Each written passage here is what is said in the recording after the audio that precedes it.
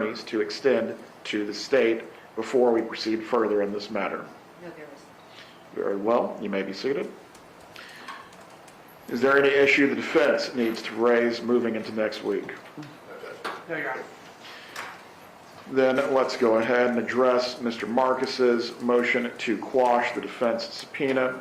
Mr. Marcus, good morning, sir. Good morning, Your Honor. Nice to see you. You as well.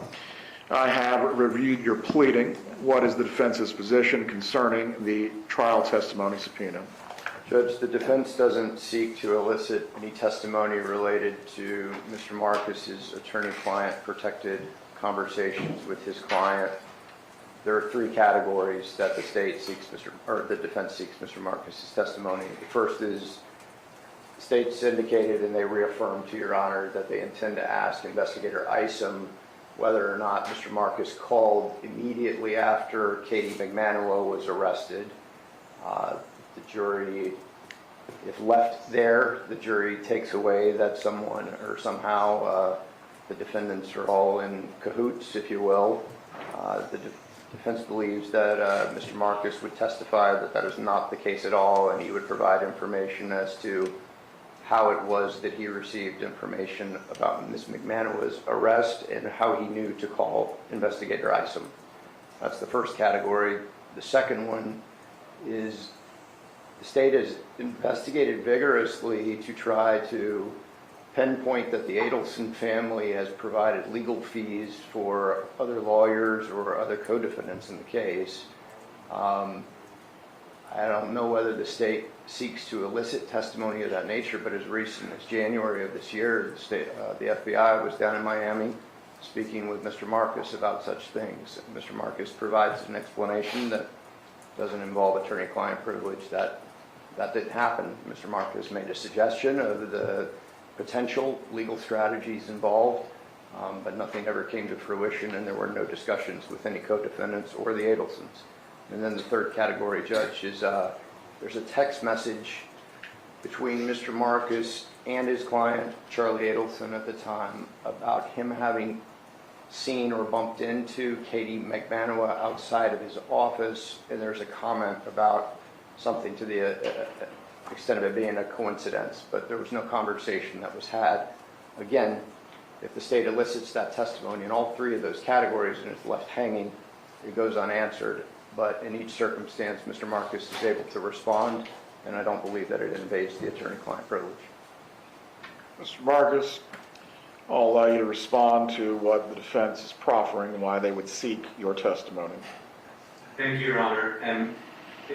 So I'll take the easiest one first, which is the last one. I had not heard about this text message between me and my former client, but that would obviously be privileged. And so any testimony regarding a text message between me and Charlie Adelson, I would not be able to comment on. So that, I think, is the easiest one. Let me take the other two.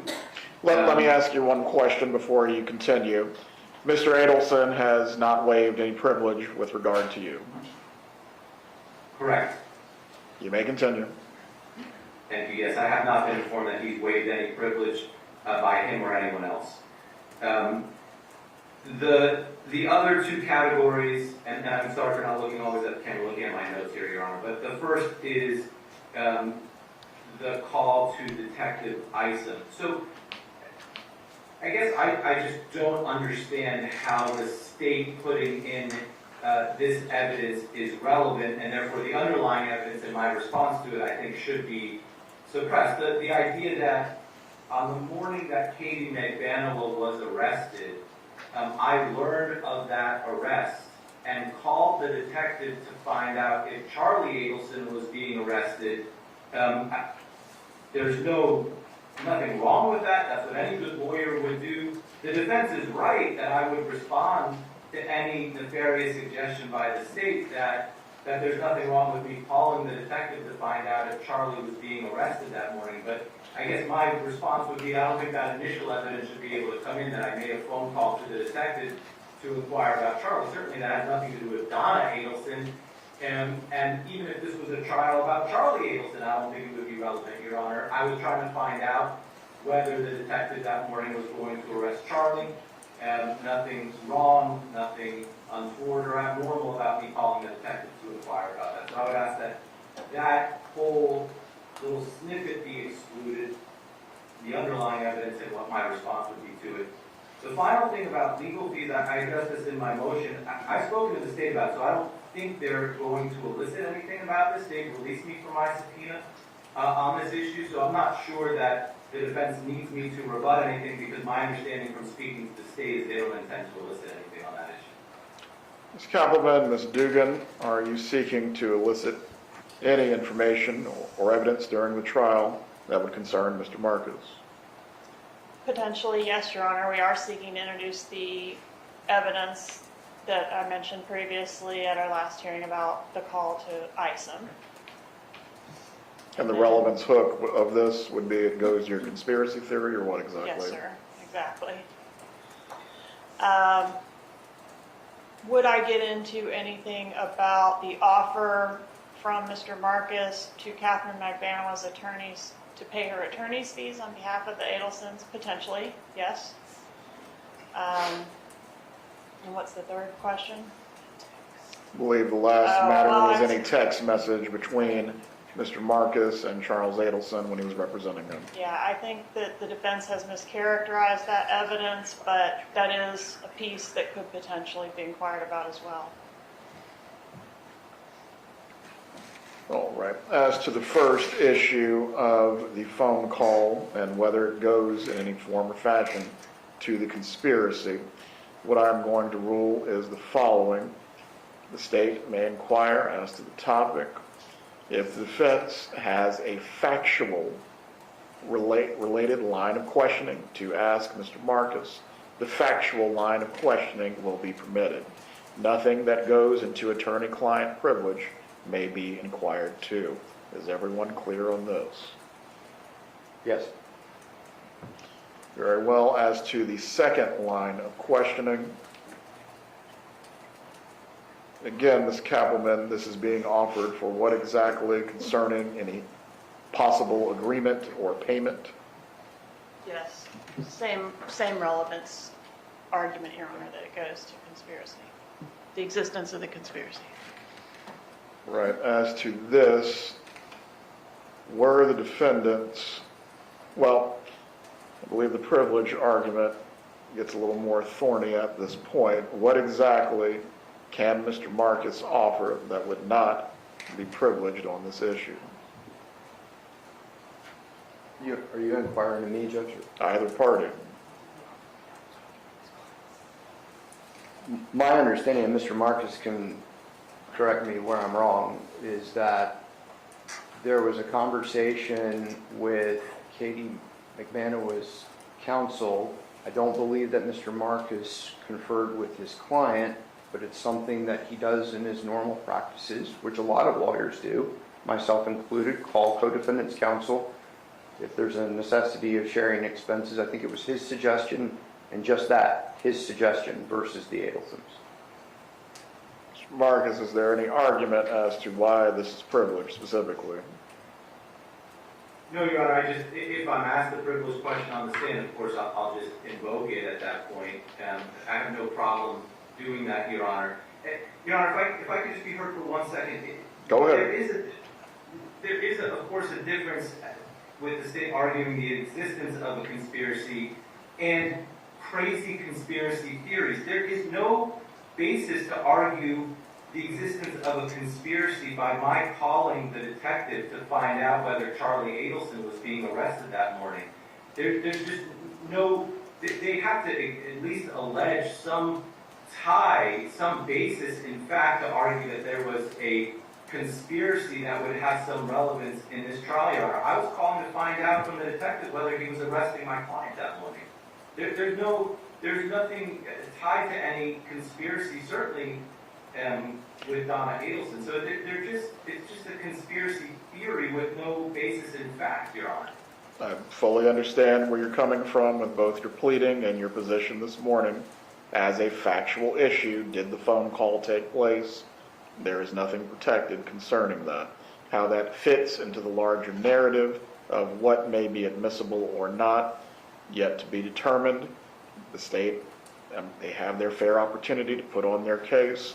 If further objection needs to be raised at that time, I will address at the time. But as to the pure factual issue and whether or not you have knowledge on that topic that does not go to privilege, that is where they will be permitted to inquire. That is where the defense will be permitted to rebut. Nothing more, nothing further. As to the second issue of the offering of fees, is there any privilege that you can assert concerning this, or this was just an idea between you to the other attorneys? The latter. As to that topic, factually, it may be inquired into. How this again fits into the larger weaving of the evidence. If there needs to be an objection at that time, it may be raised, but on the pure factual issue, state may inquire, defense may rebut. As to the third issue of the text message between attorney and Mr. Marcus and Mr. Adelson. I have my facts wrong on that, Judge. I'm sorry for interrupting. The message is actually, Mr. Marcus spoke with Mr. Adelson. Mr. Adelson then communicated with his mother that he had spoken with Mr. Marcus, and Mr. Marcus had indicated that he had bumped in to Ms. McManaway. So I have my sequence of events a little off. And the state would be seeking to offer this also under the same conspiracy theory. Yes, Your Honor. Right? Mr. Marcus, are you alleging or asserting at this point that a privileged matter was discussed through that text message? I don't know what text message they're referring to, Your Honor. I have not seen it, but if they're referring at all to a text message between me and my client, of course that would be privileged. If I'm hearing Mr. Morris right, he's now referring to a text message between Charlie Adelson and Donna Adelson. I don't know whether that would be privileged or not. I doubt it, but I don't have any. That's not between me and my client, and my former client. Was this a communication that was captured through the wiretap?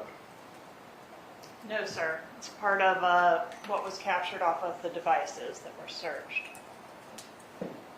So this was a text message from Mr. Adelson to Mrs. Adelson? That's correct, Your Honor.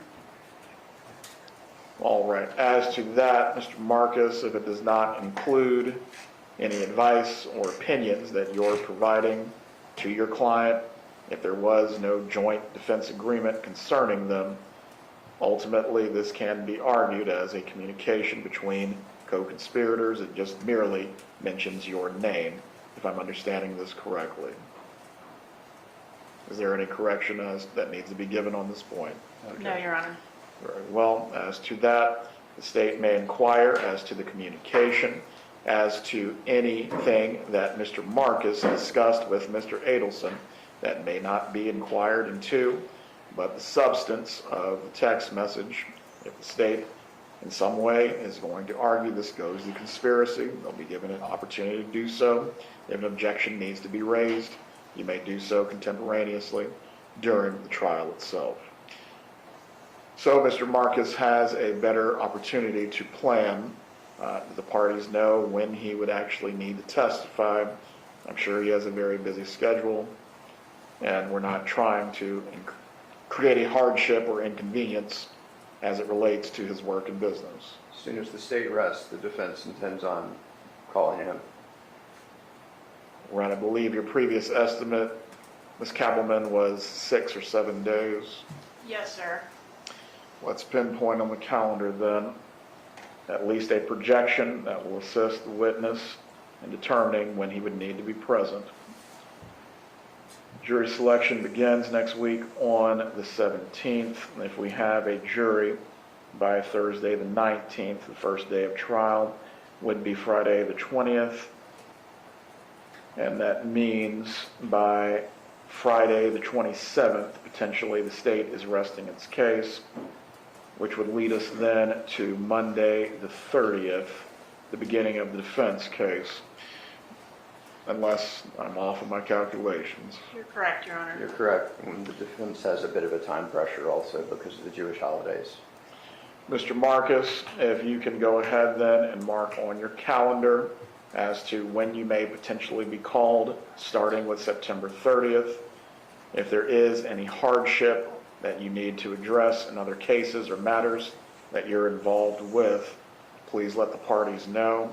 If it's another state court matter, perhaps I can pick up the phone, free you up.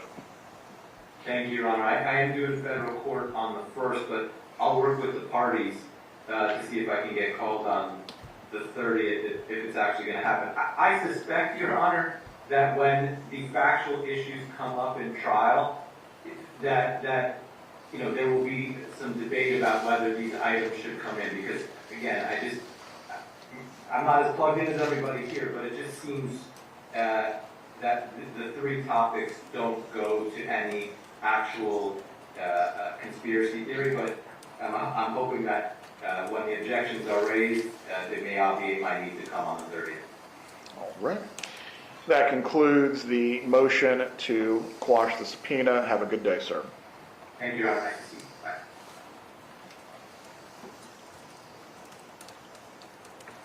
All right, let's continue next with the continuation of the motion on the summary. Is Sergeant Corbett present? You should be Judge. Let me see if he's outside.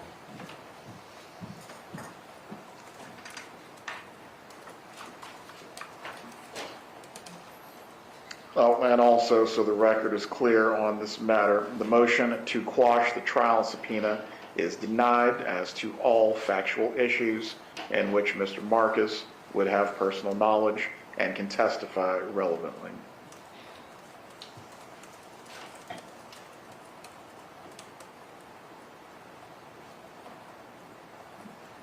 could just send him a message. I'm sure he's probably parking or on the elevator or something like that.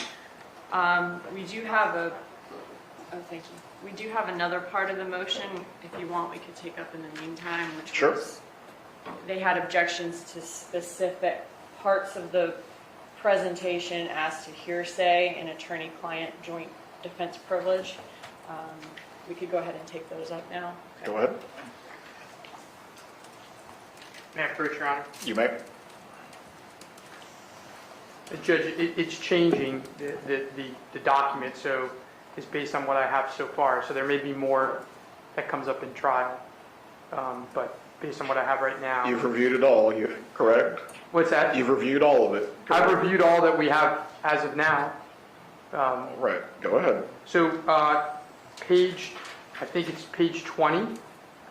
It's an email between Donna Adelson and Renee Griggs.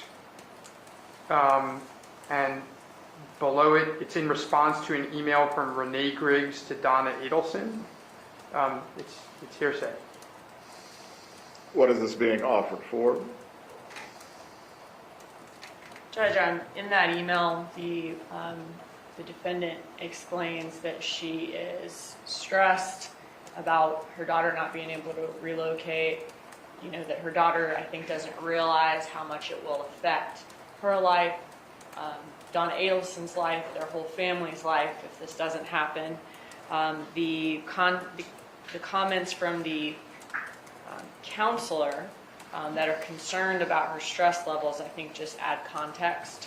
That's what we would be asking for the whole email to be admissible for. And it's So also, you're not offering it for the truth of the matter asserted, or you're offering it as a party opponent admission of some sort? Yes, we're offering Donna Adelson's comments as admission by a party opponent, also a statement against interest about how stressed she is about her daughter not being able to relocate and how much it will affect her family if it doesn't happen. The therapist, or life coach's comments that are also contained in the email would only be there for context. Very well. As to that point, Mr. Rauschbaum, I will permit slide 20 if there is any limiting instruction that you wish to give concerning Mrs. Griggs' responses as only providing context to what the admission may be. That would be appropriate. But if these are party opponent admissions, they are permitted. Judge, may I briefly just respond and be heard? Go ahead. The problem isn't Donna Adelson's comments. We don't have a problem with that. Those are statements against interest. And they're not confusing at all. They say exactly what they just said. The problem is Renee Griggs' email to Donna Adelson, which is hearsay. It doesn't give any additional context to what she says. You can understand Donna Adelson's admissions by her email alone. So you're saying part then of this is just a response from Griggs to your client? No, it's a chain, right? So it's a chain of emails between the two of them. We have no issues with Donna's part of the chain coming in. The problem is Renee Griggs's chain doesn't, it's not confusing what Donna's saying. I can read it to you. She says exactly what they just said. So if you never heard what Griggs says, she says, I'm stressed about my son, but honestly, I'm more stressed about Wendi and what will happen if she doesn't get relocation at the June hearing. Her life will change drastically if she has to remain in Tallahassee, and so will ours, and not in a good way. But I'll tell you more about it when we talk. Hope your mother is doing better, or at least stable, Donna. So if you just allow that in, which we don't have an objection to, that's a statement that Donna Adelson's making, you're okay. But Does Griggs respond from there? Does your client respond from the response? No, Griggs doesn't respond from there, but Griggs' email below is, hi Donna, I'm not sure, and I only have part of it, but I'm not sure if you're back from your trip yet or not. I'd planned to check in yesterday, however, my mom was in the hospital and I was handling family stuff, so I was a bit out of pocket. More than anything else, I want to see how you're doing. It seems as though you have a great deal of weight on your shoulders. I could both hear and feel it on our phone conversation the other day. I'd really like to be able to help you shed whatever it is that feels so heavy. Please know I'm thinking of you and looking forward to our work together whenever you're ready. Take good care, Renee. I don't see how that isn't blatant hearsay without any exception. It doesn't, you understand again, the relevance that they just put it in for is exactly what Donna Adelson's email says, which we don't have a problem with that piece of it.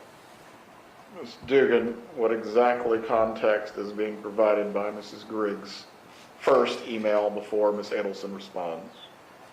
So the defense, I think, accidentally, when they read about, yes, I'm stressed about my son and my daughter, she doesn't get relocation, and how all our lives will change drastically, that was Donna Adelson's email. The last email he read was from Ms. Griggs. In that email from Ms. Griggs, who's the life coach, she basically is just saying, I'm checking in on you. You seemed last time to have a great deal of weight on your shoulders. I'd like to help you. And that's when Donna Adelson talks about how stressed she is and how much their lives will change drastically. So I think that the life coach's email just gives Ms. Adelson's comments a little bit of context as far as explaining why she's kind of pouring her heart out there and explaining why she's been so upset. How much further does this chain go beyond? I'm not seeking anything more than this page. I think there is more of this chain, but this is the only page I'd be asking for. All right. I'll reserve ruling on this for now. I'll look at it again when I have my thumb drive and can review the slide in its entirety. Go ahead. Judge, I think the next item we have,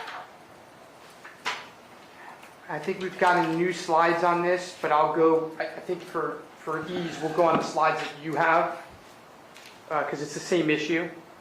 If you go, it's slides 255. We don't actually have new slides on this, I apologize. It's slide 255, where Agent Corbett is estimating how long travel takes. We're moving to exclude that based on speculation. Stugan, did Sergeant Corbett do any calculation or in some other way develop this information that can be demonstrated as reliable? Yes, sir. So on this slide, we have actual versus optimal travel of Wendi Adelson on the day of the crime. The actual travel is based on the events in her call detail records, where it shows the cell towers that her phone is communicating with as she leaves her house and goes on her way that day from by the crime scene to ABC liquor store and up to lunch. That's based on call detail records. And also other evidence like an ABC receipt that she had that day. For the red dotted line, that's the summary of the shortest route. So we're saying this is the actual route versus the shortest route she could have taken from point A to point B, her home to where another liquor store is and the restaurant. What he uses to show travel time or miles is a company called, or a mapping company called Esri, which is, and if you need to hear more about it from Sergeant Corbett, he'll be here in just a second. But basically that is a software that Florida Department of Transportation uses for their mapping and mileage calculations. He uses this very regularly in all of his mapping and travel calculations in all of his presentations. And he knows it's reliable because several times he's tested it himself. He looks at where the map says the travel time should be in the miles, and he does the drive himself. So he's been able to personally test this several times, and it's been accurate. And what we have in this slide is, one is call records, the other is the summary of the shortest route, and it's literally just saying, hey, this is point A, this is point B, and this is the mileage according to Esri, and this is the minutes it should take. And it's twice as long as the actual, or twice as short as the actual route. All right. The sergeant also will be able to testify as to his knowledge of this program, its use, and the fact that he is qualified to use this program. Yes, sir, and I can ask him those questions today if you'd like me to, but he regularly uses this program and has knowledge of it, is qualified to talk about it, and has had personal knowledge of testing its accuracy before. All right. On this issue, Mr. Rauschbaum, you're essentially objecting that either the sergeant does not have an accurate calculation or in some way misuses the program. What exactly are you getting at? May I have one moment, Your Honor? Go ahead.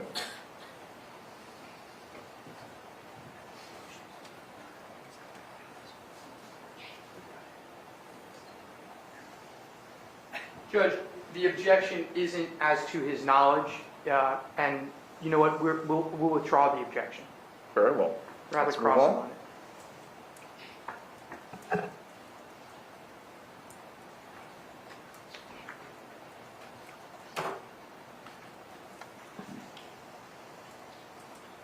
Judge, the next one, and let me just confer with my co-counsel for 1 second. Go ahead.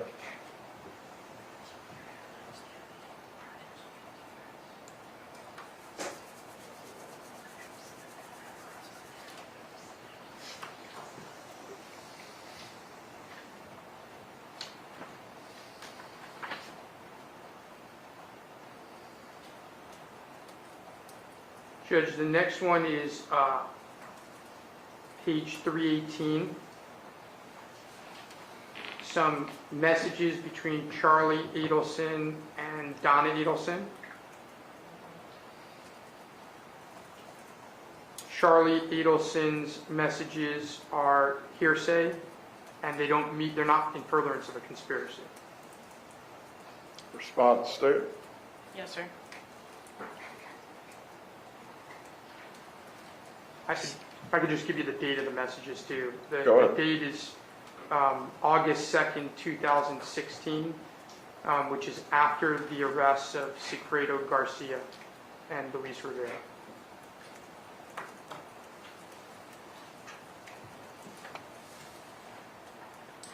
Stugan. In the motion, defense also objected to this on the basis of joint defense privilege. Is that no longer being argued? It's not that. The document we objected to on behalf of joint defense privilege is a, hold on, let me just double check. Is a different one, and we're going to withdraw that objection given the court's ruling earlier today. Okay. This doesn't have to do with that because it doesn't mention This Mr. is Marquez. just hearsay. Okay. This is just hearsay. All right, so Judge, on page 318, what we have are co-conspirator statements. This text message it says, this is from August of 2016, so this is going to be after the arrest of Garcia and Rivera. It says, from Charlie Adelson to Donna Adelson, did you see in the paper where the state star witness that rented the hotel room is a convicted cocaine dealer? Maybe those guys were just up in Tallahassee buying drugs. and just in the wrong place at the wrong time. Maybe the coke dealer did it because Danny didn't pay for his drugs, just like he stiffed everybody else he did business with. This whole thing is just crazy. Then Donna Adelson goes on to say, I didn't see which paper. Charlie Adelson says, Tallahassee Democrat. Miss Adelson says, wow, I've stopped reading everything. Charlie Adelson says, the guy admitted to selling them cocaine and hanging out with them. And Donna Adelson says, OMG, exclamation point. Our argument would be that this is co-conspirator statements. This is nothing more than co-conspirators celebrating another possible explanation that does not involve them for this crime. They are theorizing about another possible explanation for Dan Markel's murder, and this is showing just their theorizing and celebration of something that doesn't involve them that could explain the murder.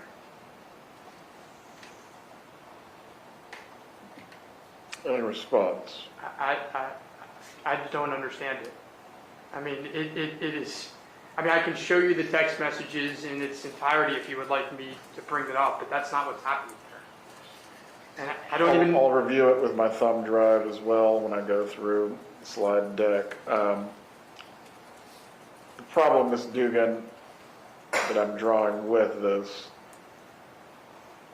the communications do not have to be so overt as to saying, you know, we're hiding the gun here or something of that nature. But them essentially mocking, I guess, the drug dealer or the fact that someone else has been arrested in furtherance of their conspiracy. I guess flesh that one out for me a little bit more. Well, also, I mean, their defense is that they were extorted, and this message pushes back on that. At the time this text was sent, Don't speak over each other. Garcia and Rivera had been arrested already. So Donna and Charlie Adelson would have known the people behind Dan Markel's murder. And now those people are behind bars. And now, so why, if they've been extorted by these people for the past several years, why are they theorizing about another possible explanation for this murder? They know what happened to him. Those people have been extorting them for years, and they're arrested. Why are they now trying to say, maybe he was killed by a cocaine dealer for stiffing him? Why are they theorizing and celebrating something that doesn't involve them? All right, so I follow your logic. You're not offering this for the truth of the matter asserted, but rather to rebut any theory the defense is planning to present about a extortion conspiracy of some sort. Right. Yeah. I'm not offering it to show that the state star witness was a cocaine dealer. Maybe Dan Markel was killed by a cocaine dealer, or that's what Charlie Adelson actually thought. It's to push back on extortion. As to the basis of which it's being offered, Mr. Rauschbaum, what is your argument? The key is you got to look, and I'm happy to hand it up to you. You have to look at what Donna Adelson says. She doesn't say any of that. She's asking what paper, and I don't know what you're talking about. So it's Charlie Adelson's statements after the conspiracy, the alleged conspiracy, after the arrest, after the murder, and Donna Adelson doesn't respond in any way to what he's saying. She doesn't have a clue what he's talking about. All right, as to this slide, I'm going to reserve for now. I cannot ask you to show your defense or what you plan to argue, but ultimately, if any way, if it comes down to your client was relying on the statements of Charlie Adelson in some way concerning her behaviors and how she conducted herself and whether she in fact knew of the extortion, if the state plans to rebut the extortion theory of the defense, it is permissible as to that basis, but not for the truth of the matter asserted. If a limiting instruction needs to be given, it will be given as to that specific slide. You may continue. The next one, Your Honor, I don't have a page number. Let me see if I can figure it out. I think it's 321. It's very small writing, and it involves text messages between Donna Adelson and Wendi Adelson after Charlie Adelson's conviction. Again, the text messages by Donna Adelson are fair game. but the text messages by Wendi Adelson are hearsay. And Response? the timing of it is critical. It's after the verdict. It's actually the hours after the verdict in Charlie Adelson's case. So I'm not sure how it could be in furtherance of a conspiracy. Stay.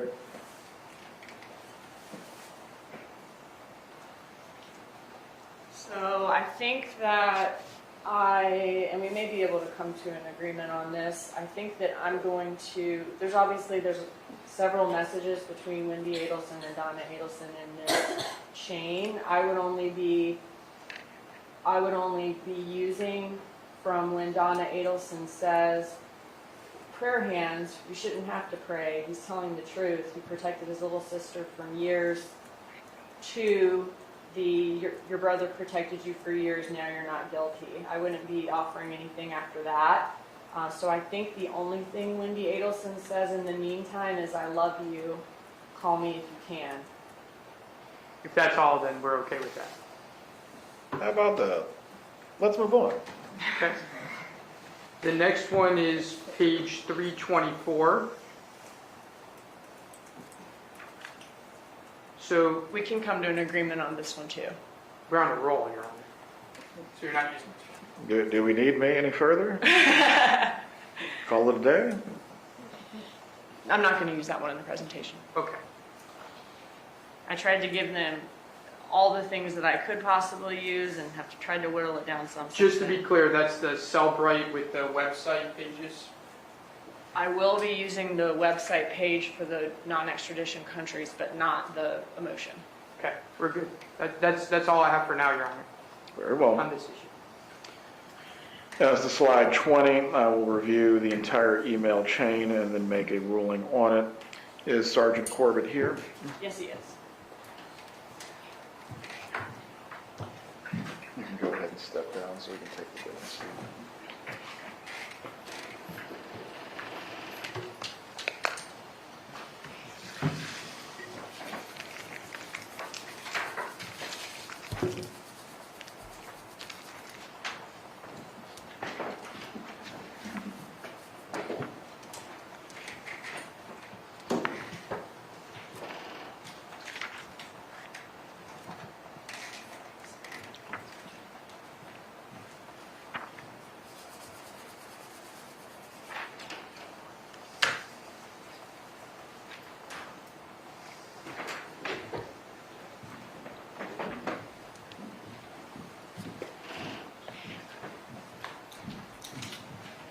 Sergeant, please raise your right hand.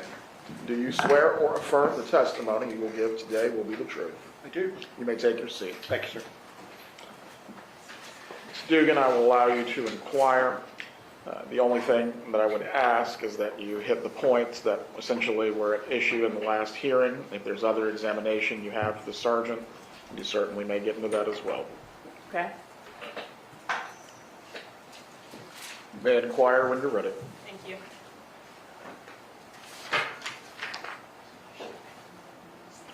Yeah. Of course. All right. Sergeant Corbett, can you tell us your name, spell it for the record? Certainly, it's Christopher Corbett, and that's Corbitt. Okay. I know you've provided testimony a lot of times in this court, but just for the record, can you tell us where you work and what you do there? Certainly, I'm a sergeant with the City of Tallahassee Police Department, and I supervise the Technical Operations Unit. Okay, and we're not going to be asking you for any opinions today, I don't believe, but just for the record, have you been qualified as an expert previously in the field of historical communication records analysis? I have, yes. And about how many times? 118. Thank you. All right, so I want to go through a few different things that we see in your summary quickly, or types of things. One is going to be call detail record summaries. The next is going to be the plotting of location. The next is going to be, I want to touch on your routes, something that came up earlier today. And the next is going to be emails and texts. For summaries, in this case, did we receive phone records for Wendi Adelson, Charlie Adelson, Donna Adelson, Harvey Adelson, Sigfredo Garcia, Catherine McVanwell, Louis Rivera? Yes, And did all of those phone records come from each party's respective carrier or phone company? they did, yes. Were each of them accompanied by a certification of business records? They were, yes. Are the phone records in this case voluminous? Yes. I mean, about how many pages are we talking about? Or just, I mean, hundreds, thousands, something like that, ballpark. Ballpark is in the thousands. Just one set of records for Charlie Adelson is 4,400 pages, PDF pages. There's probably around 190,000 records that, if you put to pages, approximately maybe 8,000, and that's, I think, on the low side. In the summary that you prepared for the state and a copy has been given to the defense, which is the same copy that you were deposed on a couple of weeks ago, in your summary, were you able to narrow the parties' communication events by focusing on what law enforcement sees as significant days in the planning and execution of this murder? Yes, I was. Now, in the presentation, do we see call detail record summaries of communication between the parties? You do, yes. All right, I'm going to mark this as States 1. I've shown it to defense counsel. This is just is this an example of one of the slides that shows the call detail record summary? Yes, it is. Okay. And if I could publish to the court, thank you. Is there any objection to this exhibit? No, Your Honor. It is admitted as a part of this motion hearing. Thank you. All right, so in your presentation, do we see several call detail record summaries, just as we saw in Exhibit 1, throughout the presentation for the parties' communication on significant days in the murder? Yes. All right, is Exhibit 1 an image of how those look? Yes. Is that how they look, though, when you get them from raw records from the phone company? No. What do you do to make them easier to read and put them in that format? How do you do that? First and foremost is assembling all of them together into one database or one pool of information. We will assign names or subscribers to the numbers so that we can recognize which party is speaking with which party. We have to evaluate each of the events to determine if they are valid communication events or if there may be routing events or voicemail events, and those may or may not be included. We would remove duplicate events. In a summary like that, if two parties or two subjects are speaking to one another, we would have both of those events. From one party's record, it would be outbound, the others would be inbound. So we would eliminate one side of that so that we could show that it was one communication between the parties, and then it would be assembled in something that's much easier to understand and read, which is the format that you had in your exhibit. After each one of those call summaries in the presentation, or after most of them rather, are there slides that show photos of the parties with arrows depicting the communication and then showing who communicated with who, the time that happened, and the amount of time they spent on a call? Yes. Okay, and what I'm going to show you, or what I'm showing you, I'll label as States 2. Is States 2 how those, an example of how those, I guess like a chart of the phone communication looks in the summary? Yes. All right, at this time I move States 2 into evidence. Any objection? No objection. States 2 is admitted at this time. May I publish to the court at this time? You may.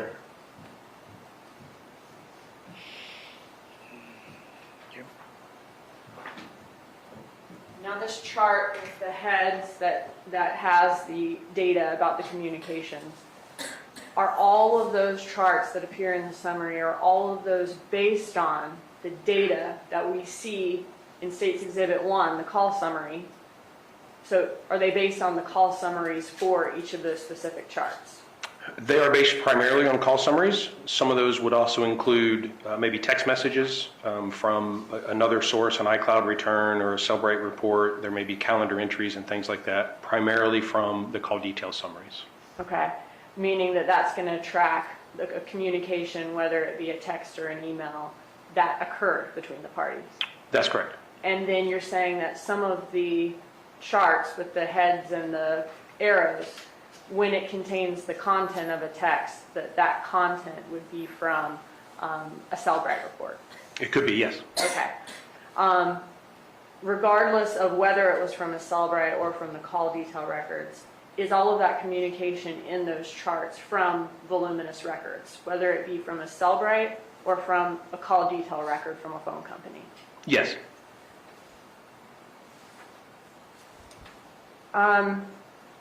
For some of the communication events, I'm now going to move on to the location data. For some of the communication events in the call detail records that you told us about are these voluminous records from the cell phone companies. Were you able to determine location data for some of those events? Yes. All right, and I know you've given the court explanations in the past of how you do that. Judge, do we need to talk through that today? Just briefly, so Okay. it's part of the record for the motion hearing. Thank you. Would you give us a brief summary of how you do that How I determine locations? from call detail records? Yes. So the call detail records themselves will generally contain, for most events, location information in the form of the cell site or cell tower that the handset is communicating with for that particular event. From that, either directly in the records or from another key or cell site database, we would be able to determine the location of that cell site, where it physically is, plot that on a map, and then start to make some determinations about location. Generally, historical cell site analysis is about inclusion and exclusion, given locations, places, times, and ask if a handset could be consistent with being at that location based on the cell site that it's communicating with, or inconsistent with that location. In addition to the cell site, we're also generally provided a side or a sector of a cell site. Most of our cell sites are broken down into multiple sides, and so that helps us kind of further narrow down where a handset may or may not be. How does your specialized training allow you to determine the location of a handset or the distance from a cell site of a handset that a layperson might not be able to? There's obviously a significant amount that goes into that. First and foremost, locating the cell site, determining the accurate sector or side, determining the width of that sector or side, how many degrees or how far across on a clock, so to speak, that sector might cover. Evaluating adjacent cell sites or nearby cell sites to determine what the appropriate effective coverage area of that cell site may be, taking into consideration topography, buildings, bodies of water, other things that may affect that radio signal, and then again ultimately determining if I believe that a handset could have been at a particular location at a particular time. When you determine, or when you are able to determine location of handsets, do you plot the cell sites on a map showing the cell sites, the time that the phone was communicating with that cell site, and the sector that they were communicating with? Yes, sometimes we don't need to be as granular as the sector, and so sometimes we only plot the cell site itself. That may be good enough for the point, or there are times, yes, that we will indicate the sector as well. Okay. And do we see those maps throughout your summary? You do, yes. All right. Do you use other things besides just call detail records to help you determine the location of a handset or who may be operating a handset at the time of a certain communication? Yes. Okay. In this case, did you use, let's start with, are there some examples of text in this case between the parties that helped you form an opinion on a party's location? Yes. Okay. Are some of those examples, if Charlie Magbanwa and Catherine, I'm sorry, Charlie Adelson and Catherine Magbanwa are making plans to meet up, and do you help, or do you look to that text message to help you determine their location when you then look at the call records and maybe see evidence of a meetup? Yes, absolutely. Okay. Or if you see a text message that says outside your house, can that help you determine a party's location when you're looking at the call detail records to see if their location is also consistent with being outside a person's house? Yes. In the summary, we also have, in addition to texts that have location data, we also have traffic tickets, car rental agreements, GPS pings of a rental car, Premier Jim still shot from footage, bank records of Rivera showing a picture of him at an ATM. I guess were some of those, I guess like a bank record, could that be part of a voluminous record as well? Yes. Some of those arguably not part of a voluminous record, like a traffic ticket or a rental car agreement. Would you agree with that? Sure. Okay.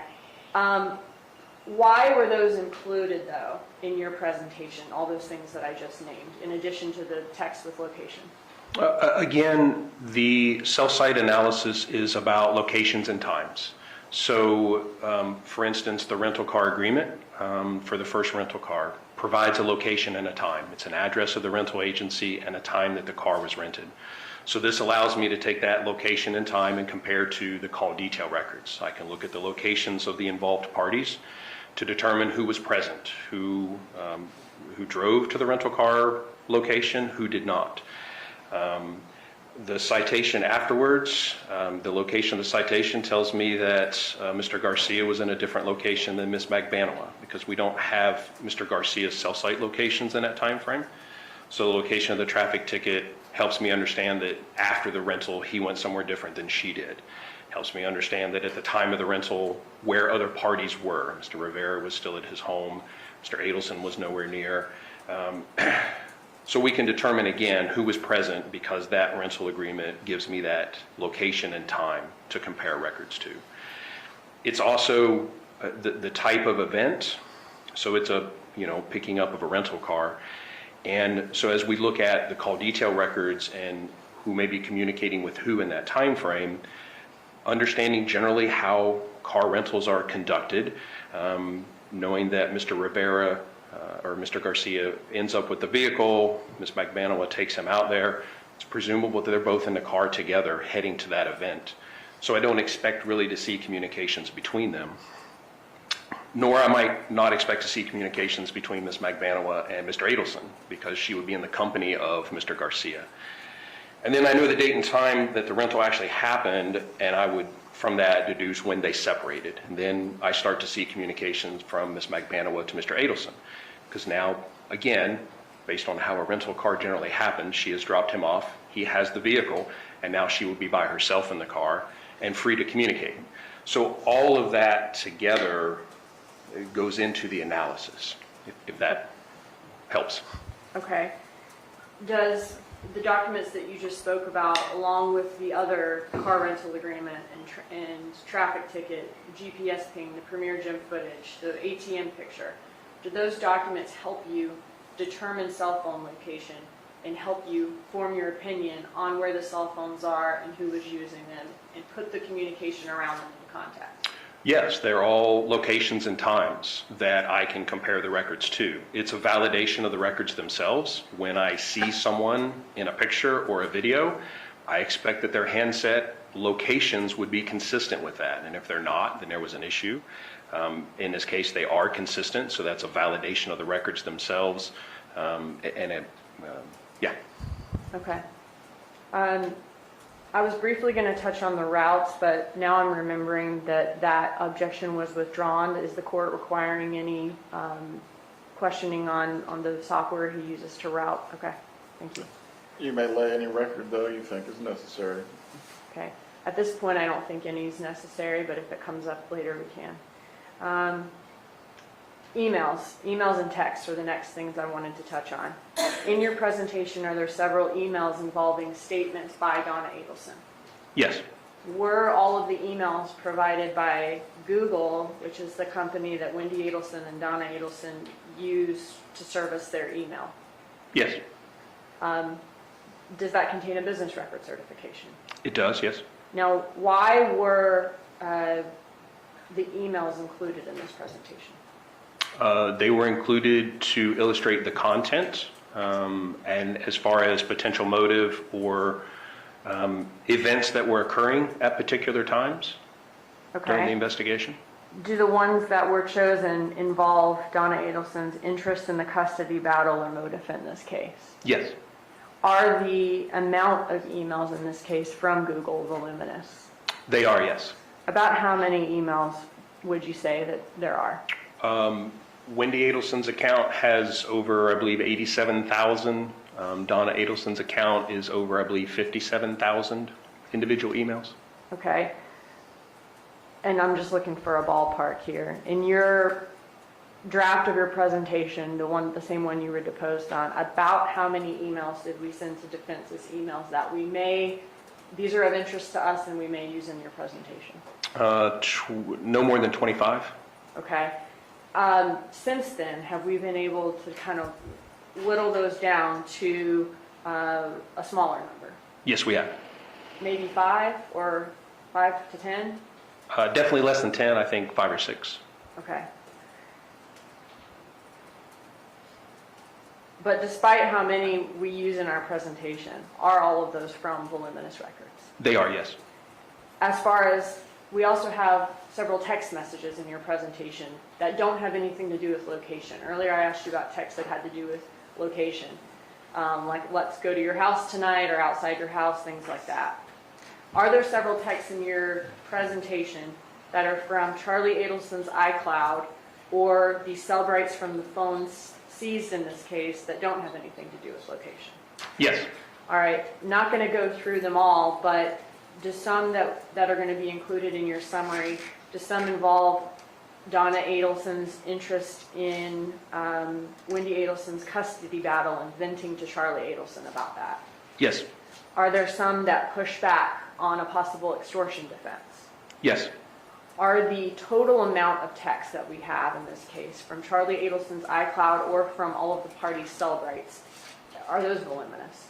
They are, yes. About ballpark, how many? I believe from Miss Adelson's phone, there's over 10,000 WhatsApp chats, 20-some thousand instant messages. Charlie Adelson's iCloud account is, I believe, well over 280,000 messages, another probably 10 or 20,000 text messages. They're kind of categorized separately, so we're in the hundreds of thousands of messages. Okay, and thank you for clarifying that. So when I say text message, I mean any message communication as far as text, instant message, or WhatsApp. So thanks for clarifying that. And so that we've gone from, and how many would you say we've included in your presentation to show the jury at this point? I haven't counted them. There may be less than 20 chats with, maybe, I would probably say less than 50 actual messages. But again, I have not tallied those up. All right. But from tens of thousands to less than 50? Yes. Okay. And those are all speaking to specific issues in this case? Correct. Okay. Those are all my questions I have for him, Judge. If you wanted to, I can address any specific slide or document that you feel I didn't ask enough about that you need more of a record on. Okay, thank you. No need. Mr. Rauschbaum, do you have an examination for the witness? Very, very briefly, Your Honor.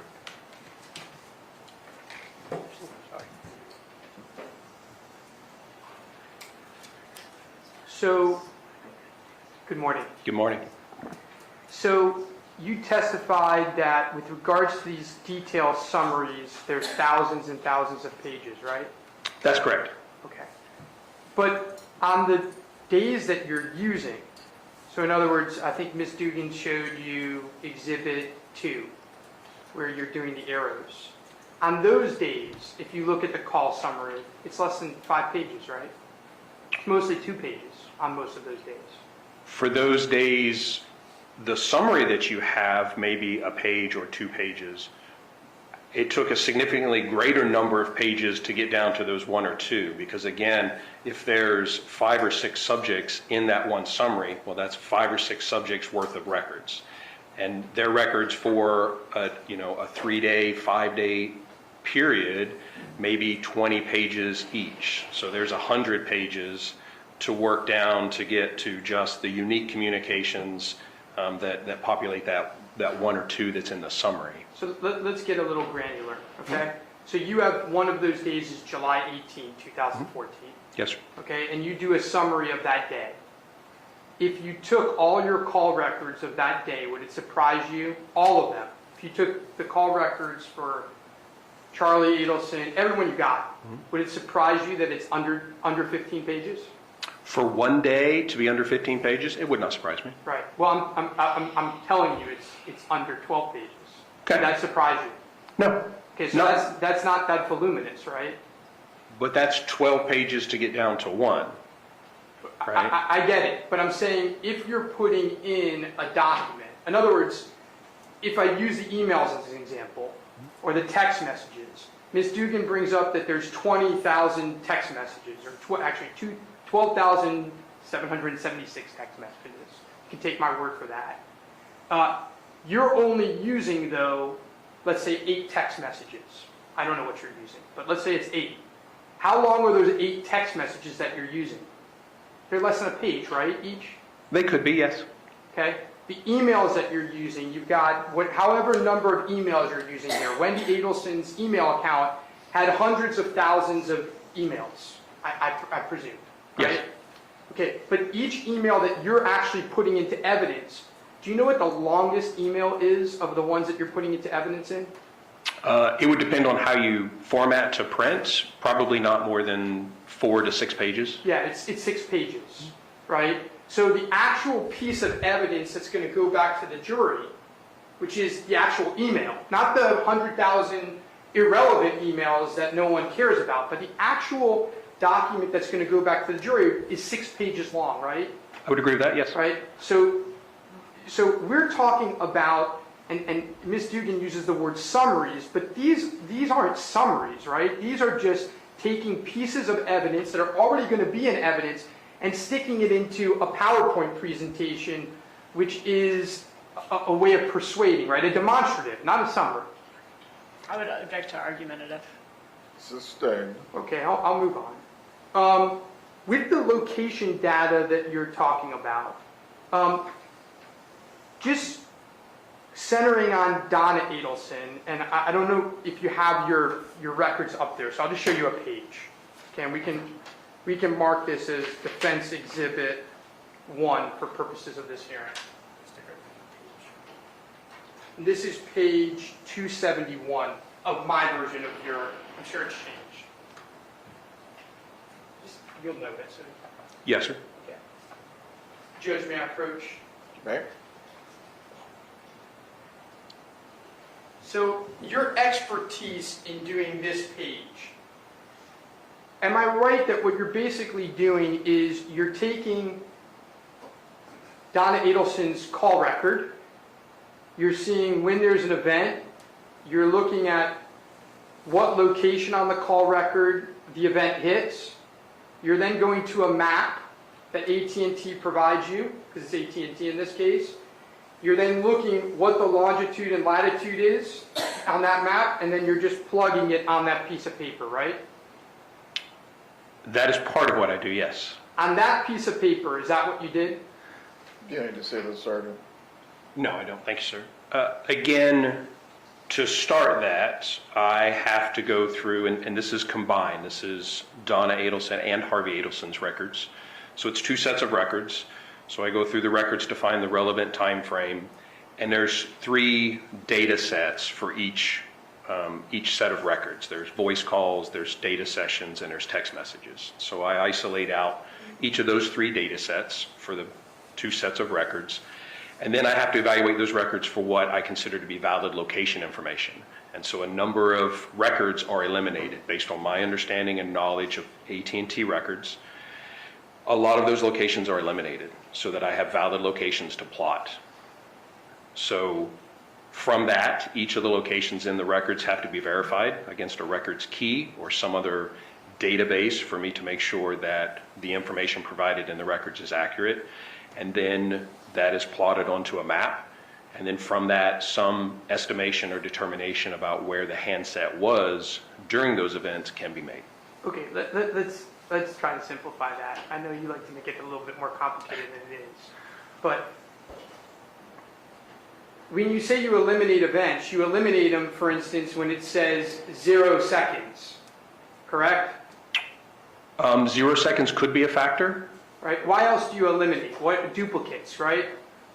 In location information, the duration may play into the validity of data sessions. In particular, with these records at that particular time, not all the locations contained in the data sessions are accurate at the time. So I have to go in and evaluate each one of those to make sure that they are the correct usable locations for that. And I guess I'm not the one to determine how much expertise that takes, but I believe that it certainly requires it. Well, on that piece of paper, which is all Donna Adelson's, everyone that relates to Donna Adelson looks like that, okay? So on that piece of paper, would it surprise you that all you needed to do for that piece I of would paper? object to relevance to what would surprise him. Sustained. Okay. Please re-ask your I'll question. rephrase it. On that piece of paper, you can see those times directly on either Harvey Adelson or Donna Adelson's chart. You see a call or a text message. Yes. You go and you look at what time it is, right? It says 8:15 next to the call. Correct? And then to the right of it, it gives you a longitude and latitude It does. for each of these. And then you take an AT&T map and you plug in that longitude and latitude, which is what you did, right? Well, I don't take an AT&T map. I take the mapping software that we use, the Esri mapping. Fair enough. You plug in that longitude and latitude and it spits out a point to put a dot on a map, right? It does. And so even though it can be difficult, I'm not saying that there aren't examples that are difficult. In the ones that you're doing for Donna Adelson, it's on these pages. It's as simple as that. It's as simple as looking at the data, plotting it in, and doing dots. Again, I don't know that I'm the one to quantify what is simple or difficult. But I will tell you that if you took her records and you plotted every event in that time frame, you would be plotting some incorrect locations. So it at least requires the recognition of valid locations at the very minimum. So tell me, on that piece of paper, what events were invalid that you got rid of? Because I don't think there were any invalid on that piece of paper. I don't think there are any other cell site data that showed up. I think those are the only ones that showed up. In that sequence, that Yeah. travel sequence in those Tell me period what of you eliminated. time, there are a number of data sessions, and I would have to be looking at the records themselves, that are continuous data sessions. And so they show locations, particularly from Mr. Adelson's cell phone, as I recall, of data sessions that originated at his office. And those data sessions continue to show the original location, even though the times increase. And so You're talking about Charles Adelson. I'm talking about Harvey Adelson. It showed him at his office on that day, It did, yes. on July 18th? As I recall, that Are you I sure don't- about that? I don't want to say office. There are, if I can look at the records, there are data sessions that originated earlier in the day that continue to show the original location. Okay, let me ask you a more simple question. On the actual exhibit that you're using, which starts at 8:15, I think, it plots, I think, 4 locations. On those 4 locations, were there anything that you had to eliminate in between those 4 data points? I don't recall specifically. I could look at the records and tell you, but I do not recall if there were other things Well, in do you that have the time. records in front of you?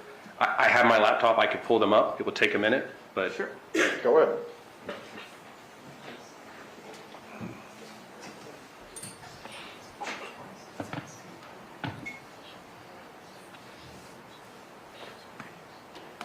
Judge, while he's getting his computer out, the court, my memory serves me, it seems like this line of questioning is Mr. Ashbaum's trying to inquire into his level of expertise and why does it require an expert to do this type of work. Did the court already, I believe the court already ruled at our last hearing that he would be able to testify as an expert, form an opinion as to locations of cell phones, all of the things we would be offering him for in that purpose. That ruling was made. Ultimately, is this going to an opinion that he is not permitted to give in some way, Mr. Rashbaum? No, I mean, I'm trying to show that there's no expertise in these particular documents. There might be in showing where Sigfredo Garcia's timepiece was, but that there is an expertise with regards to Donna Adelson's, and I'm using this to show that the documents that he has chosen here, or that the state has chosen for him, that it's a demonstrative. It's not a summary exhibit as iterated under the Florida statutes. Again, we're not arguing that the demonstrative can't be used, and we're not arguing that the underlying documents can't come in. We're arguing that his presentation is not a proper summary, but is rather a closing argument that shouldn't go back to the jury. As to that point, I'll permit it, but let's not have a full cross-examination of the witness that goes beyond the issues as to the admission of the evidence. Fair enough, Your Honor.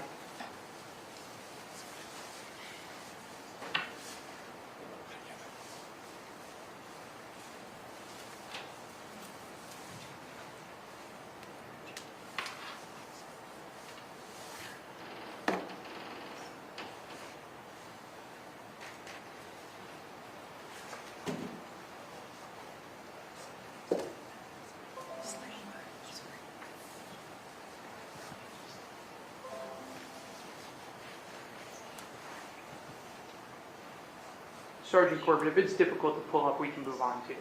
Not difficult. It will be a little time consuming again. Let's move on. I think we've made the point. Okay.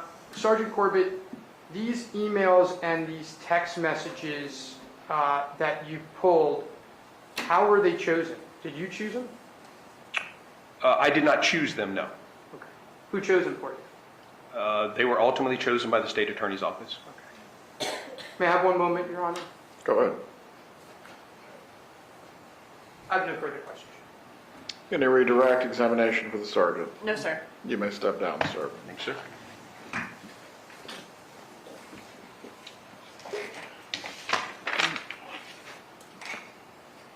In addition to the argument that was made at the previous hearing, does either party have any additional argument to offer before the court rules? Very briefly. Or did you want them? Whoever's ready. You are the proponent, Ms. Dugan, so you get the first crack. All right, so we heard about several different types of items that are in the summary. The first is the summary of CDRs, an example of states 1. We heard that those are pulled from voluminous business records for certain periods of time.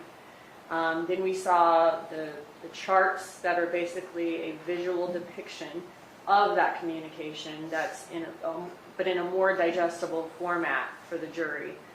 It's based on data from those call detail records, from the voluminous business records, and also from voluminous records in the Cellbrite. The only thing in the chart that is from Cellbrites would just be some charts have contents of text messages in there.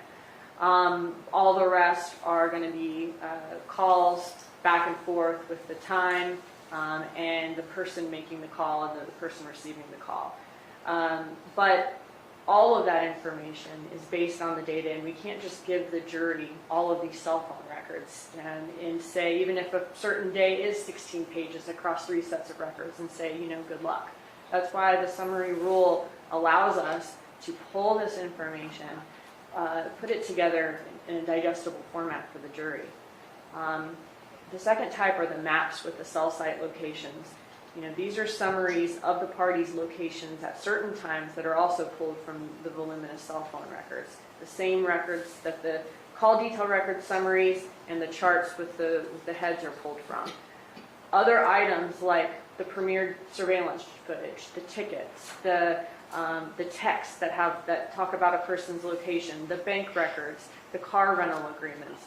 All of those things are in the summary because they help Sergeant Corbett form an opinion on who had the handset at the time and where that handset was located. And they help verify the call detail records themselves. Finally, we heard about emails and text messages. The emails are business records from Google. These are voluminous records. They're being testified to by a sergeant who specializes in communication records. He has identified and verified these as being from these accounts. There are thousands of emails. We found several emails, lots of emails that go to motive or go to the interest in the custody battle here. We're going to be using about a handful in the presentation. The same with the texts. These are maybe 50 texts narrowed down from hundreds and thousands that show certain relevant issues from this case, whether it be pushback on extortion or other things. And these are all pulled, though, the emails and the texts that aren't location data is what I'm talking about. They're all pulled from voluminous records, and they're all a summary of evidence showing a relevant issue from those voluminous records. Thanks. Thank you. Mr. Rashbaum? Judge, you've seen their summary. Their summary is a closing argument. It's not a summary. It's a demonstrative. Our ask here is not a big ask. The underlying exhibits are going to go to the jury. They're not voluminous. The fact that there is a universe of text messages and they've chosen 10, 15, or 20 of them does not mean that they can make a summary of it. That's not how the rule works. They can put in the text messages, none of which, not one text message is voluminous in this case. Not one email is voluminous in this case. And by the way, the call records aren't voluminous because what they're going to put into evidence are they're going to put in the overall call records, and then they can put in, if they want, a subset of the call records. For instance, July 18th. They can put in those call records. They're literally less than 12 pages. Now, we're not suggesting that Sergeant Corbett cannot have a demonstrative that illustrates the issue, but to allow a 320-page document or whatever it's going to turn out to be, which is purely argumentative. I mean, they're taking text messages and homes and cell locations, and they're all making their argument of what it means, is precisely what the court in Pete Incorporated v. Vanguard, 378 F. 3rd, 1154, cautioned against. When it said, because summaries are elevated under Rule 1006 and also Florida Statute 90.956 to the position of evidence, care must be taken to omit argumentative matter in their preparation, lest the jury believe that such matter is itself evidence of the assertion it makes. That's what they're doing here, Your Honor. They're putting a closing argument. They're trying to put his demonstrative as a summary exhibit of a closing argument to go back to the jury. That shouldn't be allowed. And so, Judge, we're not asking that a demonstrative not be used.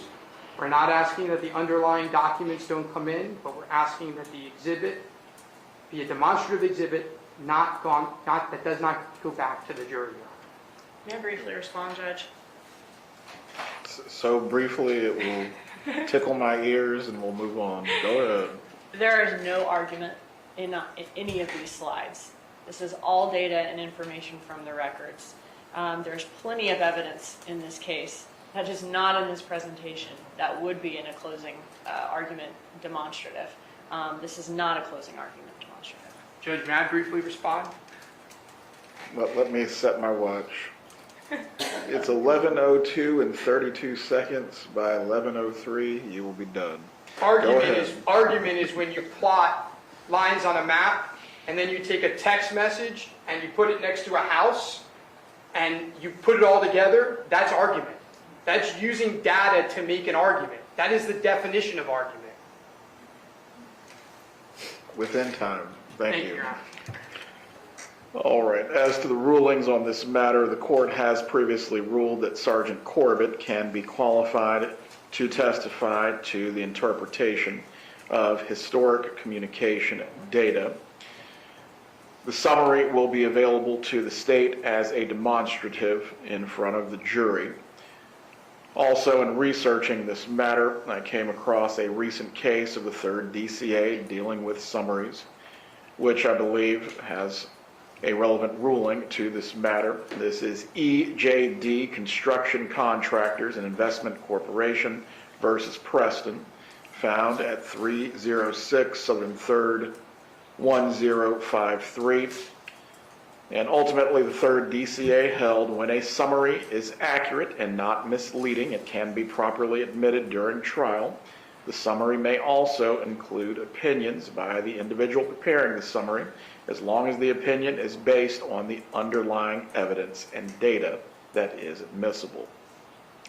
To that point, the court will permit a summary to be admitted to the jury. However, the summary may include a page cross-referencing all voluminous records or state exhibits that Sergeant Corbett used in forming his opinion, his method of analysis, and the conclusions that he reached, or any inferences which may be properly drawn from the evidence. The summary is not to include any cumulative repetition of admitted state exhibits, and this is specifically going to matters such as the emails, text messages, videos, things of that nature, any inadmissible information, or any opinion the witness is not qualified to give.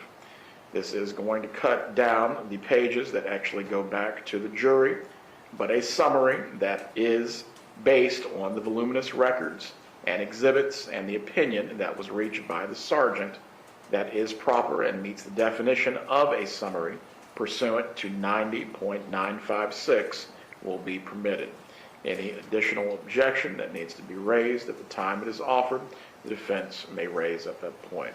Do the parties need any clarification on the ruling? No, sir.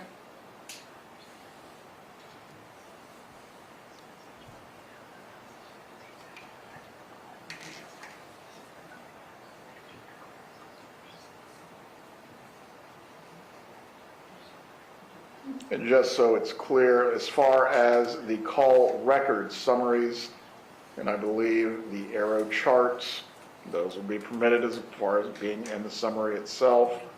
The location maps, that will be permitted as well. But again, all of the other matters that are not voluminous themselves, such as any emails, text messages, or videos, it can be cross-referenced as to what the sergeant used, but it will not be a part of what is admitted. The demonstrative itself, though, can be used as the state would like to use it. Ultimately, for that, if there are any inadmissible items that still need to be ruled upon, I believe slide 20 is the only one outstanding. I will give you a ruling on that matter before it is to be used even as the demonstrative. There are no questions. We are finished at this time. I will see everyone on Tuesday morning at 8:30, and we will begin with the jury selection process. The process will be, as we did in the last trial, going through the same 5 questions dealing with pretrial publicity and any hardship. The parties will be permitted to examine the prospective jurors based on the court's questioning. Anything that we need to address before we finish? Nothing from the state. Judge, there is just one scheduling issue. Go ahead. And look, maybe trial will go quicker. I'm hoping it does. But based on what I'm seeing, October 3rd is Rosh Hashanah, the Jewish holiday. And I just wanted to I see. believe the court is closed on that day. Perfect. And I'll sit down now. I'm not going to make you work on a holiday, Mr. Rashbaum. Yes, ma'am.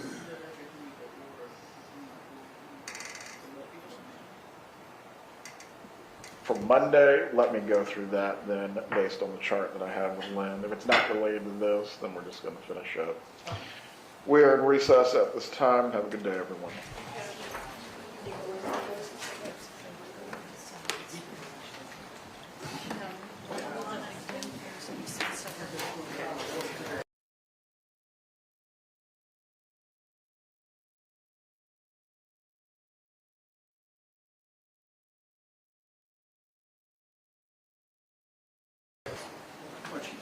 Yeah.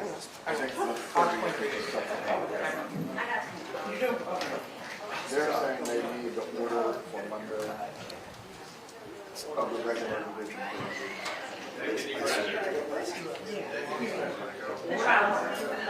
Oh, yeah. I'll get it out as soon as I get back. You're exactly smart. Yeah, I'll send it to The motion here.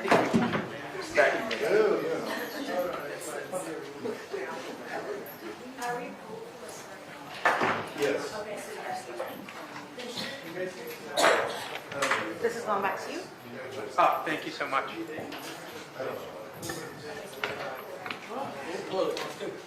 Put this in here before I forget.